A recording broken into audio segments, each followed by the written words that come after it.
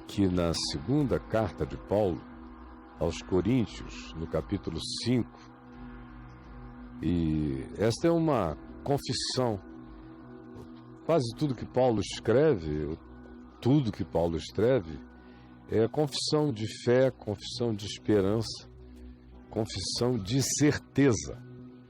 Não tem nada aqui que para ele seja uma doutrina.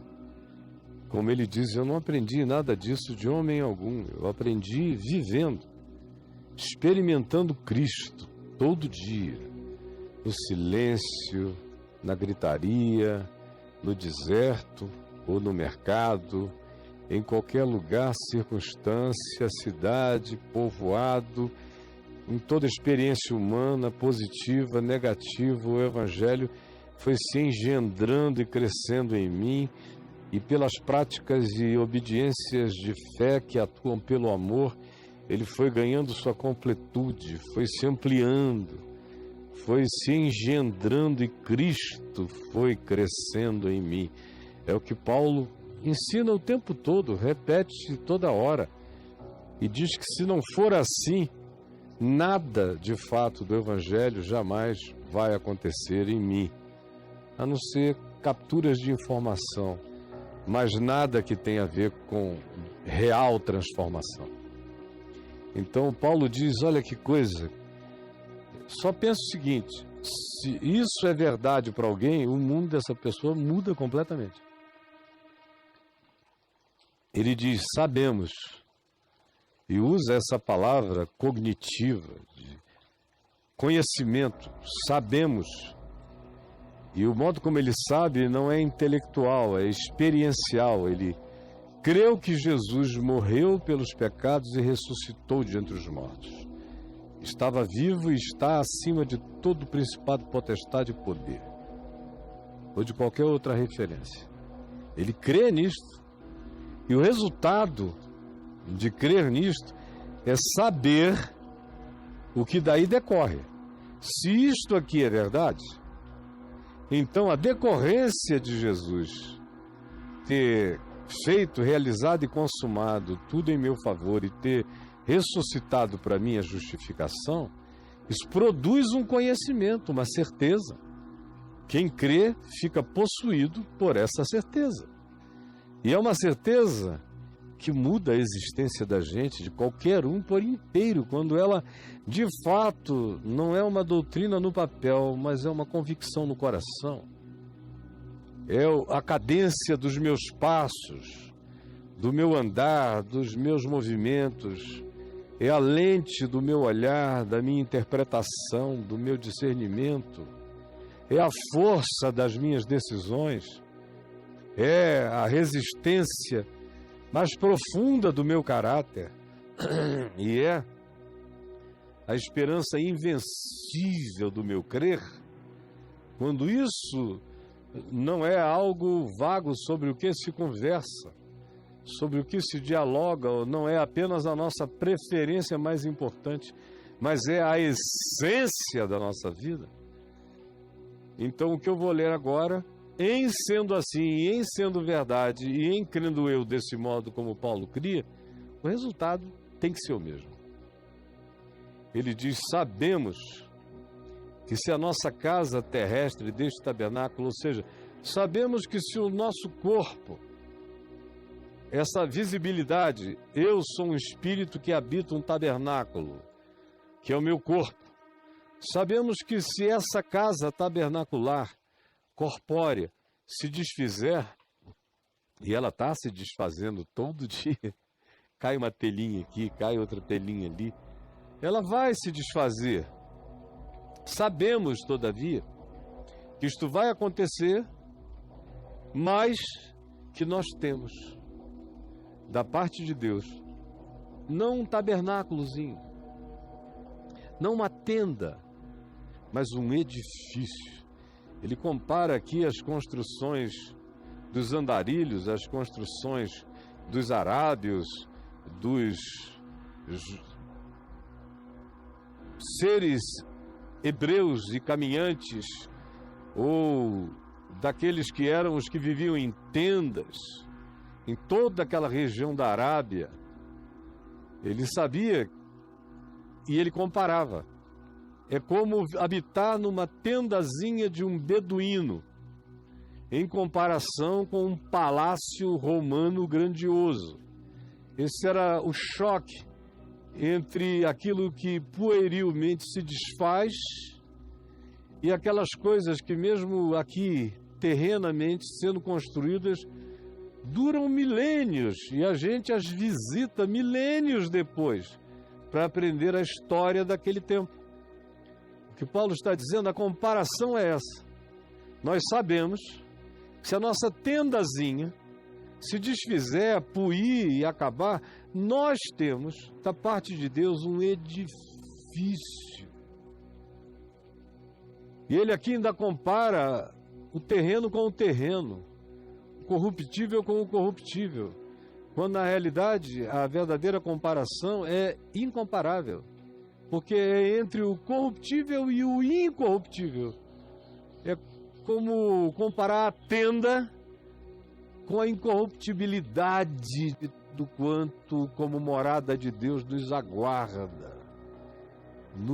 aguarda para nos revestir de incorruptibilidade eterna, tornando-nos não semelhantes ao primeiro Adão, que morrendo morreu, mas tornando-nos conforme o segundo Adão, que morrendo ressuscitou de entre os mortos.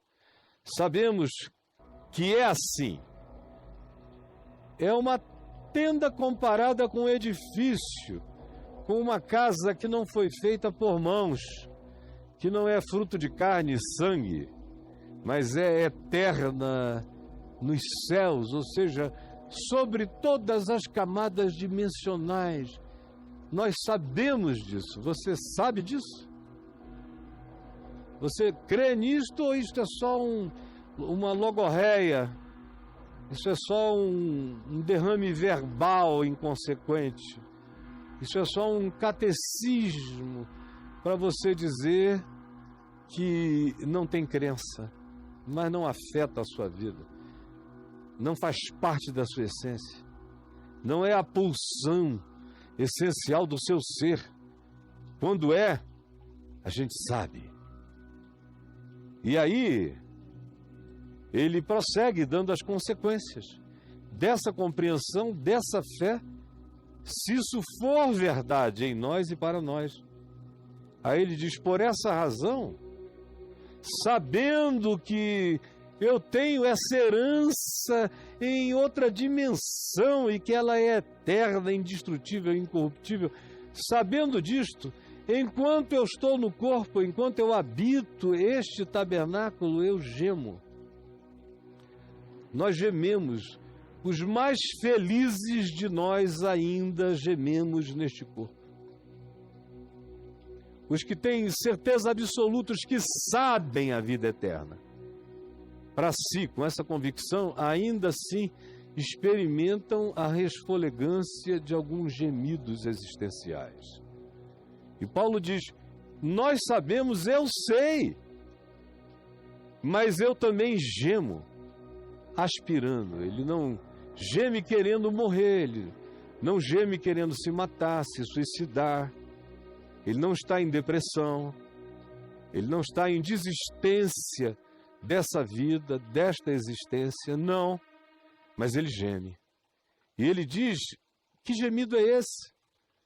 O que ele está ensinando é que quando a gente não geme de angústia, de vontade de morrer, ou quando a gente não geme de angústia, de medo de morrer, os que venceram a morte pela fé nos seus corações e sabem que foram resgatados por uma esperança eterna, para deixarem o casulinho e voarem para uma morada incorruptível, inatingível, ele diz, esse mundo é tão ambíguo, é tão ambivalente, que mesmo a gente, que não tem nenhuma ânsia de morte, que não se entrega, que não desiste, que anda com uma esperança invencível, ainda assim, nós também, eu também, sinto esse gemido, essa inquietação latente, que no meu caso não tem nada a ver com desistência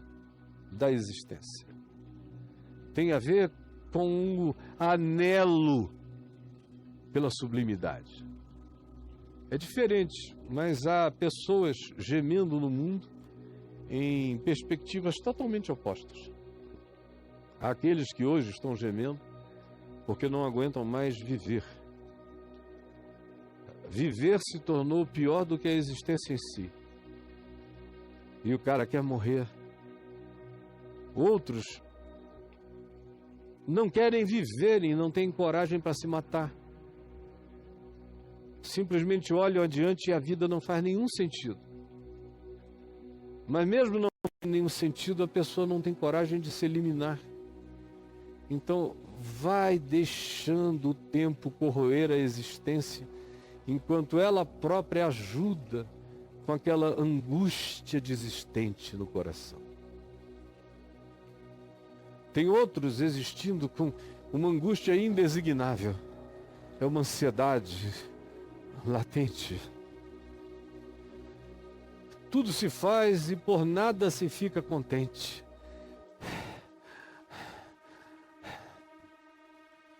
Nada é alcançável, nada realiza coisa alguma. A pessoa só não tem coragem de acabar consigo mesma de uma vez. Mas existe também sem amores para amar e sem ideais a se dedicar, porque o que fica nela é apenas aquela angústia que não para de fibrilar, sem se autodesignar, sem se explicar, sem dizer de onde vem tamanha vontade de não ser e não estar, embora o indivíduo não tenha coragem de fazer isso por iniciativa própria. E há muitas outras formas de angústia, há muitos conceitos de angústia, e há muitas expressões de desespero humano. E há esta, inusitada, que não está em nenhum tratado de filosofia da terra, que é a angústia da glória, a angústia pelo eterno, a angústia pela incorruptibilidade, a angústia diante do cansaço da mesmice idiota da ação humana recorrente, repetida e piorada, enquanto o indivíduo sabe que o que o aguarda está para além de todo surto de vaidade do tempo presente, de toda essa entrega insana de busca gananciosa de poder praticada pelos seres mais abjetos da humanidade, que são, em geral, os que se candidatam a ter esse poder de controle na mão sobre outros. Em geral, não é gente boa. Aqui e ali tem uns ou outros. Em geral, é o pior da humanidade que se candidata para querer controlar a humanidade. E alguns desses são tão desprovidos de espírito, de alma, de emoção, de sentimento e de mente, que são como bonecos gananciosos de poder, existindo com uma angústia de dominação. E tudo que para eles pode fazer sentido é controle, mais controle, mais controle.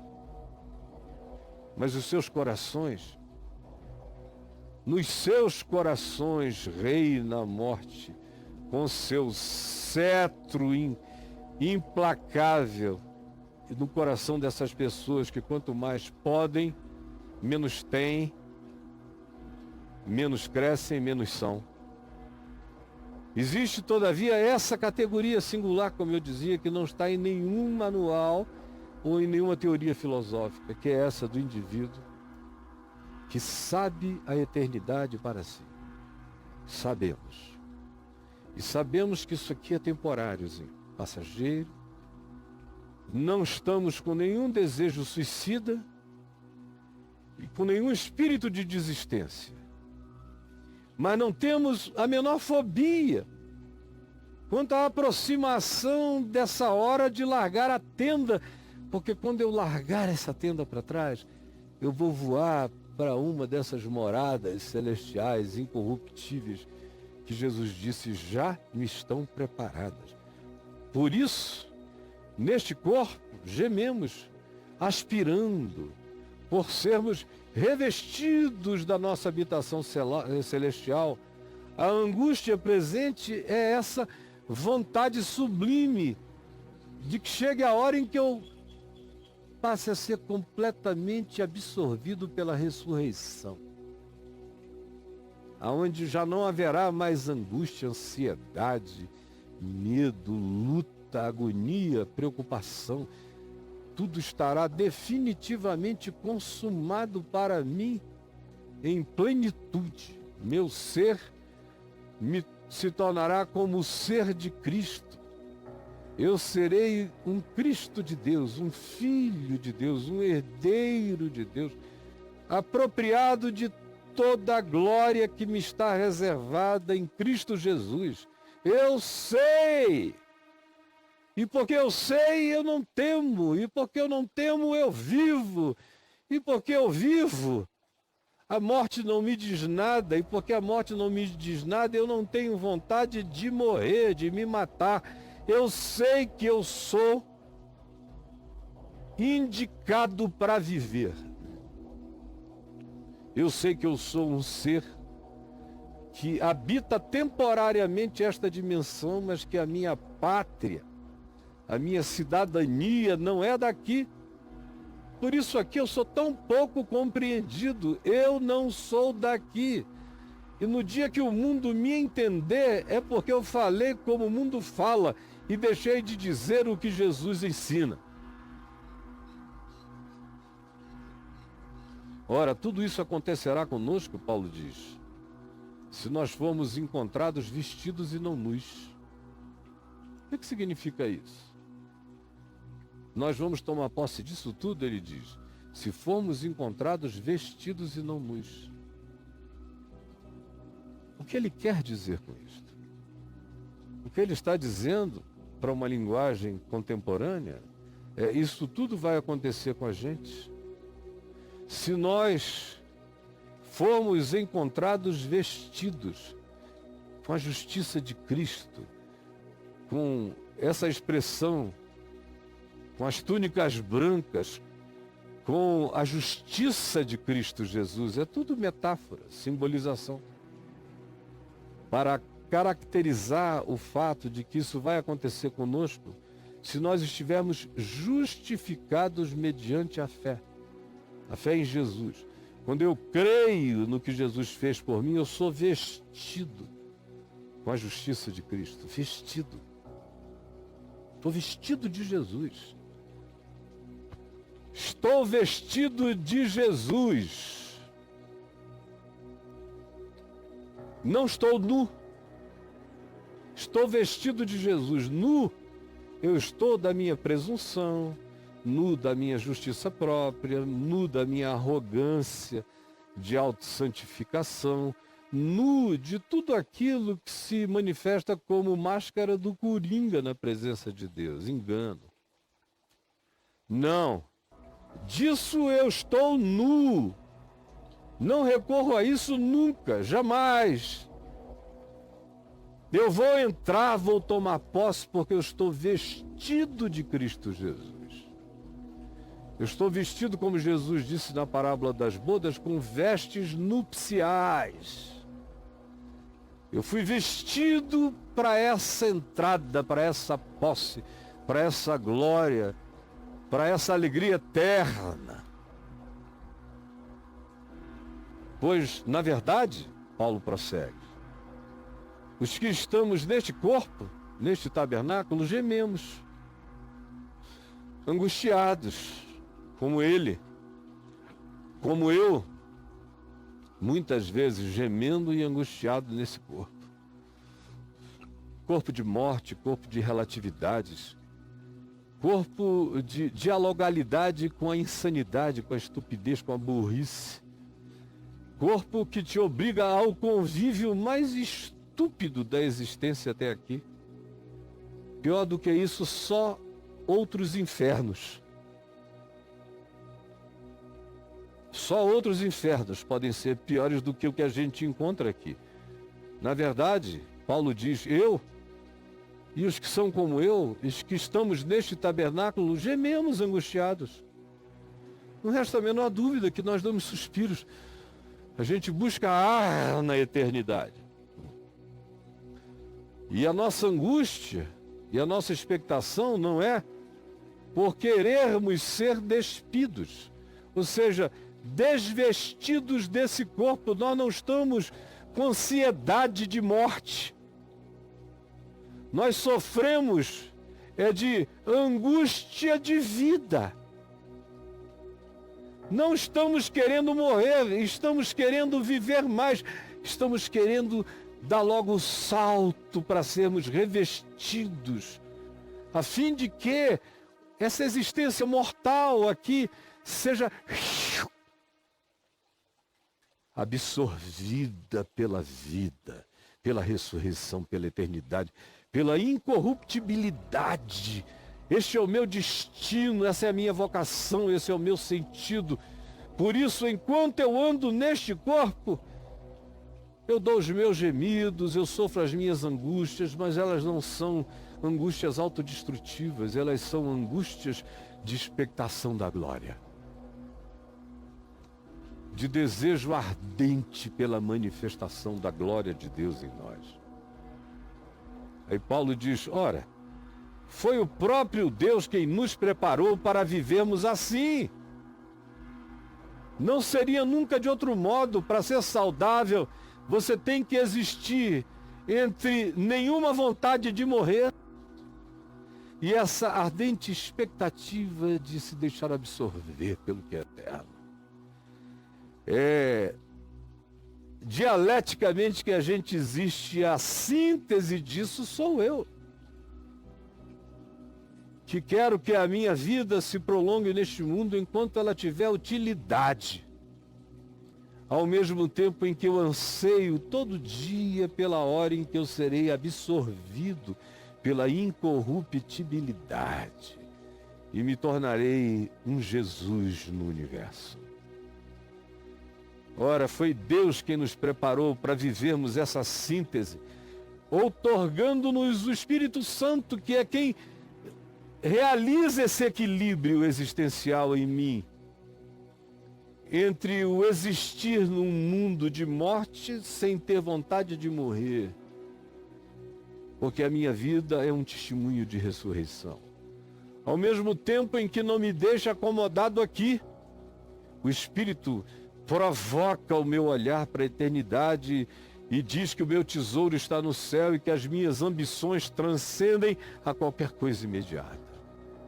Foi Deus mesmo quem me preparou para viver essa síntese. E essa é a síntese existencial da saúde espiritual, emocional, psicológica, em todos os níveis. Temos, portanto, por causa disso tudo que eu falei aqui, repetindo Paulo, explicando Paulo, temos, portanto, sempre. Quando a gente diz sabemos, e a gente sabe tudo isso que eu expliquei até aqui, o resultado é esse, temos, portanto, sempre. Temos, portanto, sempre. Se é assim, nós temos. Por causa disso, como consequência, como lógica, como prática e como cumprimento do Evangelho, temos, portanto, sempre. Sempre. Sempre. Sempre. Temos, portanto, sempre bom ânimo. Que coisa maravilhosa. Um cara que olha a vida assim, Paulo diz, está sempre tomado de bom ânimo. Como eu não estaria? Se a morte que me vai matando o corpo não me mata o espírito, e se a minha vocação celestial não me desmobiliza para ser um ser ativamente existencial no tempo presente, enquanto proclama a esperança que de Jesus em mim já tem a sua âncora. Temos por causa disso. Se for assim, se tivermos sido ativados com esse conhecimento, com essa compreensão e com essa experiência de fé, que se manifesta como obediência efetuada mediante o amor. Se fizermos assim, temos sempre bom ânimo. Temos sempre bom ânimo. Você quer ver como é verdade? É só, se conseguir crer. Porque se você crer, será assim. Se você não crer, não tem truque psicológico que faça ser assim. Nem catarse religiosa, emocional, nem reteté, nada. Nem meditação transcendental. Tudo isso tem prazo de validade temporária. Para ser sempre, que é a ênfase de Paulo, para ser sempre assim, você tem que saber a vida conforme lhe tem sido ensinada até aqui. Já esqueceu? Eu não esqueci não. Se quiser saber de novo, veja e repita. Está tudo dito e explicado. Quem crer assim, portanto, sempre tem bom ânimo, sabendo que enquanto ele está no corpo, ele não vai experimentar toda a plenitude do Senhor. Não vai. Ele já tem essa certeza, ele é habitado por esse bom ânimo, que nele não se esvai, não se esmaece, não definha, não faz fade. Está sempre lá. No entanto, ele já se apropriou disso pela fé, embora ele continue a viver num chão de todas as relatividades.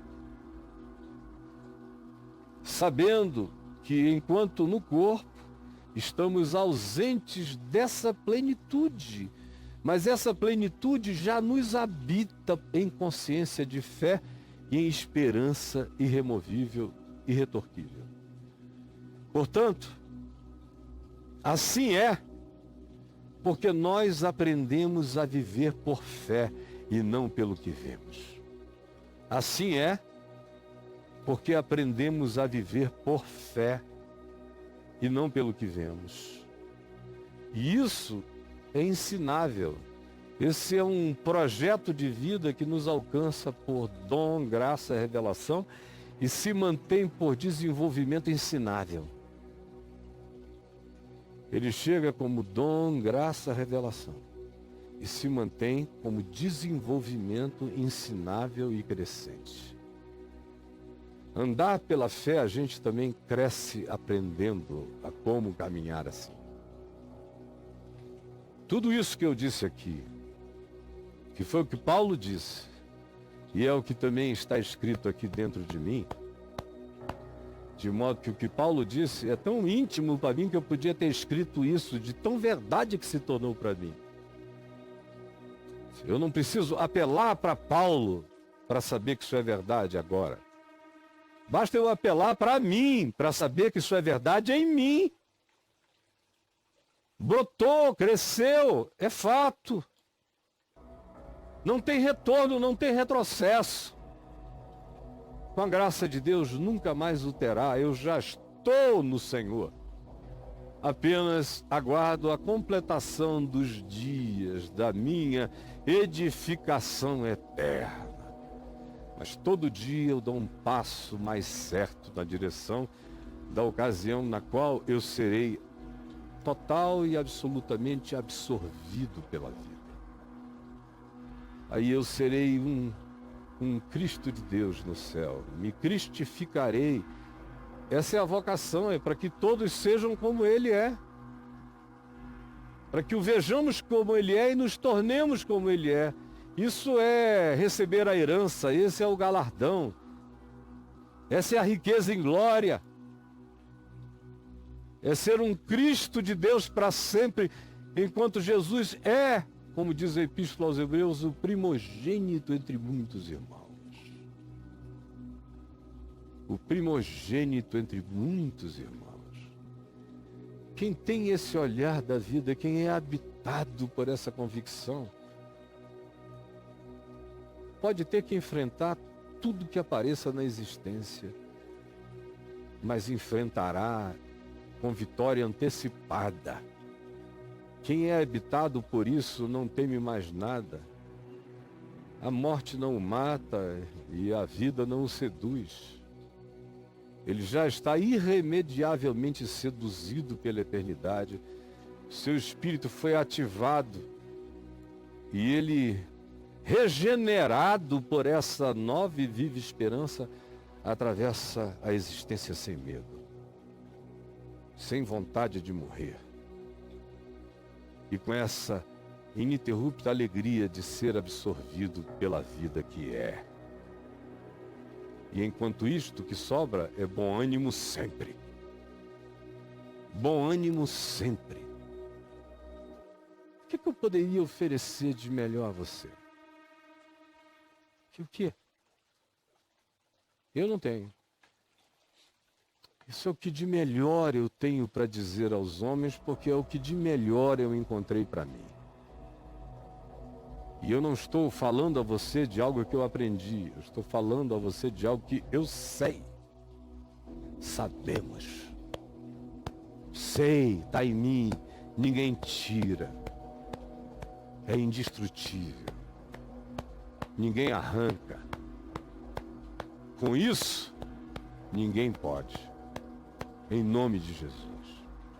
Senhor Jesus, que essa palavra da verdade eterna rasgue os corações mais bloqueados e os entendimentos mais fechados, e eles parem de brigar comigo, de discutir comigo, e ouçam a tua palavra para a salvação, para o perdão, para a ressurreição desses que, cheio de religião, existem mortos.